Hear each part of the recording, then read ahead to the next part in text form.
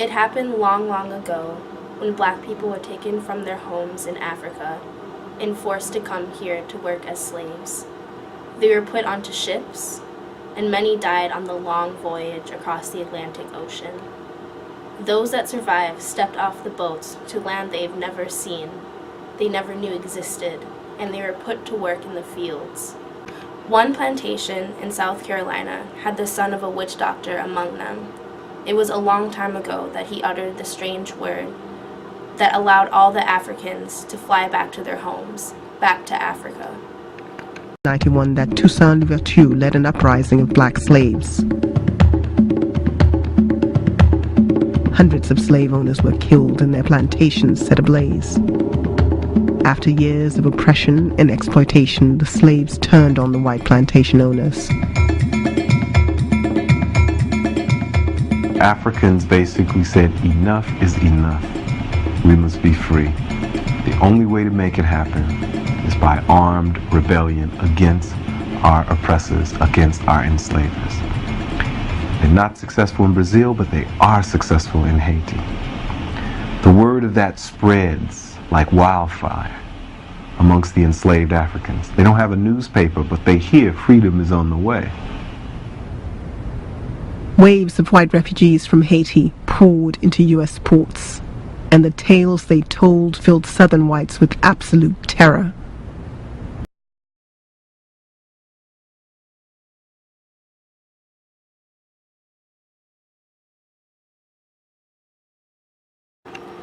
It was one morning that Dr. Robert Finley woke up with no strange word on his tongue, but words of liberty for the free blacks, to be taken from a place that will never be home, never be Africa. The American Colonization Society used the words of liberty, not strange at all, to help American blacks stretch out their arms and to take air, leaving the blood-drenched fields of their past misery. Those words would bring them home to real freedom. Thousands of American blacks flew to the colony of Liberia, and they transformed into Americo-Liberians, once touching the soil of opportunity. On December 21, 1816, a remarkable gathering of men met in Washington, D.C. There were Quakers who detested slavery and slaveholders who detested free blacks. Together they formed the American Colonization Society. Its purpose, to send free blacks to Africa to reduce the possibility of slave revolt in the U.S., and also to extend what they called the civilizing influence of Christianity to the black continent. Most free blacks were deeply suspicious of the group's motives, yet some joined the enterprise despite their misgivings. Others felt that once in Africa they could finally determine their own future. Because here, folks made the conscious choice of leaving the United States and returning to Africa, under the notion, many saying, I could never be free in the United States. How could these people who enslaved me for these many years accept my humanity? They will always question whether I am a human. Right? This was a common sentiment amongst many of those who returned to Africa.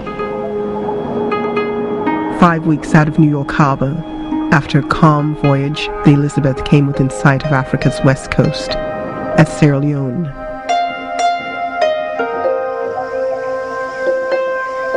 Here, on a small island, they waited for land. They couldn't depict a worse time or place. It was the rainy season, in a disease-ridden marshland with little fresh water. A death trap. You read the letters they wrote back. This turns out to be a 2-year wait. And everybody's getting sick. They're getting malaria because they're not immune to malaria. The mosquito bit them, they got sick, and they died. And they died in large numbers. It was a total catastrophe.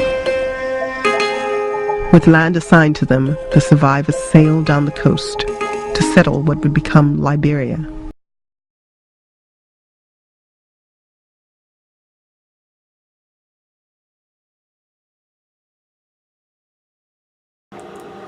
The Americo-Liberians brought under their arms the gift of the Republic. They flapped their arms and plantations were built. Indigenous Liberians watched as their new republic pulsated with growth. Hand in hand, Americo-Liberians and Indigenous Liberians rised up together despite the hardships of starting a new black nation. New traditions brought everyone together. Everyone could be Americo-Liberian.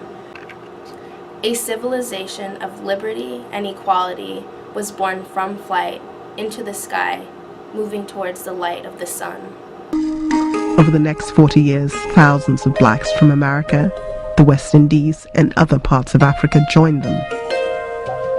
They took with them the American experience of slavery. They would come to dominate, exploit, and neglect the indigenous people they met on the coast. But they also married them and assimilated with them. A century and a half later, there remains a schism between the descendants of the newcomers and the indigenous people.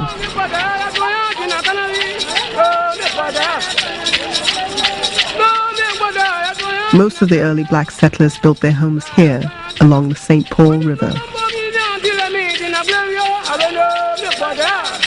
They brought with them some of the place names they'd left behind. New Georgia, White Plains, Maryland in Africa, Mississippi in Africa, Virginia.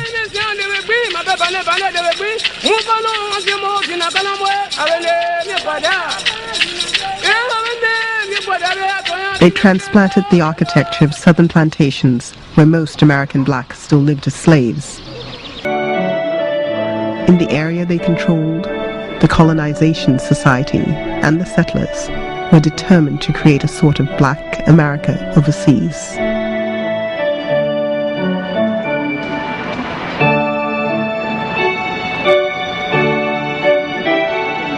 Many began to look at Africa and to look at it with missionary eyes.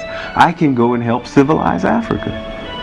They're not going to take up speaking the African languages, although they might ultimately. But that is not their mission. Their mission is to teach English. Their mission is to form schools. Their mission is to convert the heathens so that they can be nice and civilized and practice Christianity.